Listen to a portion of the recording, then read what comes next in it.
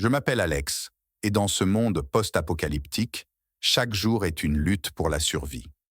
Depuis la grande chute, quand la civilisation s'est effondrée sous le poids des guerres et des pandémies, la Terre est devenue un endroit hostile et désolé. Les villes autrefois pleines de vie ne sont plus que des ruines hantées par des créatures cauchemardesques.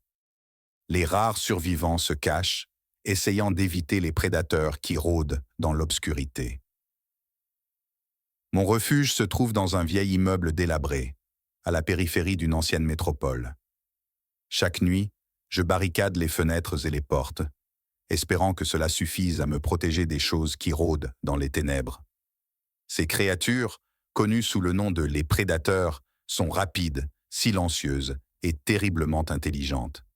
Elles chassent en meute, utilisant les ombres pour se cacher et les murmures pour communiquer. Une nuit, alors que je scrutais les ténèbres depuis une fenêtre barricadée, j'ai entendu des bruits étranges venant du sous-sol de l'immeuble. Des bruits de grattement, suivis de murmures indistincts. Cela faisait des mois que je vivais ici, et jamais je n'avais entendu de tels sons.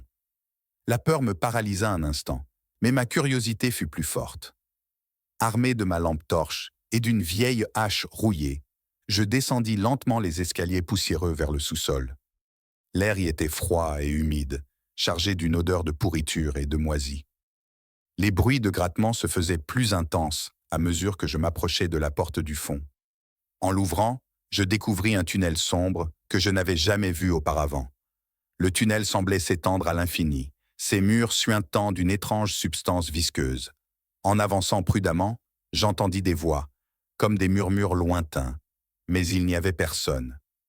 Soudain, ma lampe torche éclaira une forme humaine, recroquevillée contre le mur. En m'approchant, je réalisai que c'était un enfant, couvert de crasse et tremblant de peur. « Qui es-tu » demandai-je doucement. L'enfant leva les yeux vers moi, ses pupilles dilatées par la terreur. « Ils arrivent » murmura-t-il, avant de se lever et de courir dans l'obscurité. Avant que je puisse réagir, un hurlement déchirant retentit derrière moi. Je me retournai pour voir un prédateur, ses yeux rouges brillants fixés sur moi.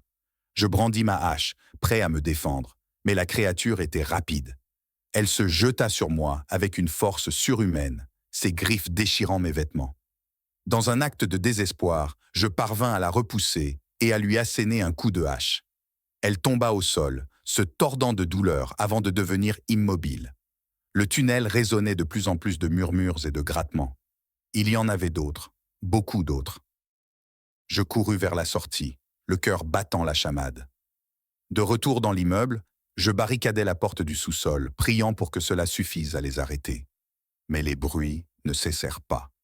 Les murmures devenaient des cris, des appels à l'aide déformés par la douleur et la folie. Les prédateurs essayaient de forcer la porte, et chaque nuit, ils semblaient de plus en plus nombreux. Je savais que je ne pourrais pas tenir indéfiniment. Une nuit, les cris cessèrent soudainement, remplacés par un silence oppressant. J'avais à peine fermé les yeux que j'entendis un chuchotement à mon oreille. « Viens avec nous », disait une voix. Je me redressai d'un bond, ma lampe torche éclairant la pièce vide, mais je sentais leur présence tout autour de moi. La peur m'envahit. Ils étaient entrés, ils étaient partout. Les prédateurs m'entouraient, leurs yeux rouges perçant les ténèbres. Je ne pouvais pas fuir. Mon cœur battait si fort que j'avais l'impression qu'il allait exploser. Soudain, les prédateurs se figèrent, leurs yeux tournés vers la porte du sous-sol. Un grattement plus fort, plus insistant, retentit.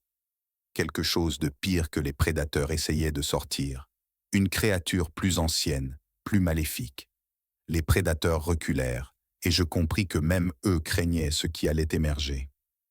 La porte vola en éclats, et une silhouette gigantesque se dessina dans l'encadrement.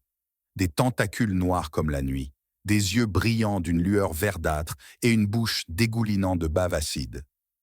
C'était l'incarnation même de la terreur.